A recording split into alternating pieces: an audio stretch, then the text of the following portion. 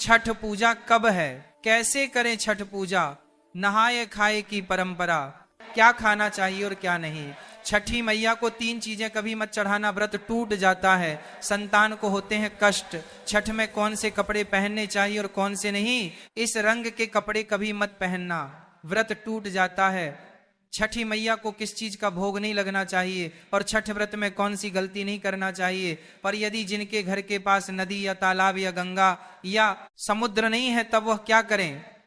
पर साथ ही जानिए 3 ऐसी महिलाएं हैं जिन्हें छठ का व्रत नहीं रखना चाहिए, छठ पूजा नहीं करना चाहिए, घोर पाप लगता है, व्रत टूट जाता है, उल्टा संतान को जीवन भर मिलते हैं कष्ट। और यदि आपने छठ पूजा में यह कार्य कर लिया या उपाय कर लिया तो आपको दुनिया की कोई भी ताकत करोड़पति होने से रोक नहीं पाएगी। हिंदी पंचांग के अनुसार छठ हर वर्ष कार्तिक मास के शुक्ल पक्ष की षष्ठी यानी छठी तिथि पर मनाया जाता है।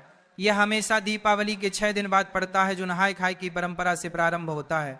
यह व्रत करने वाले व्रत भारी 36 घंटे तक निर्जला व्रत रखते हैं, जिसके बाद छठी मैया की आराधना और सूर्य देव को अर्घ्य देने के बाद इस व्रत का समापन किया जाता है। यदि संतान आपकी बार बार बीमार पड़ जाती है, सर्दी खांसी जुकाम, बार बार अस्पताल में बच्चा भर्ती होता है, उसके इंजेक्शन बार बार लगते हैं, बच्चों के शरीर पर सूजन आ जाती है, पैर में तकलीफ, शरीर में तकलीफ, तब ऐसे समय में उस स्त्री को छठ पूजा अवश्य करना चाहिए जिसकी संतान को कष्ट मिलते हैं।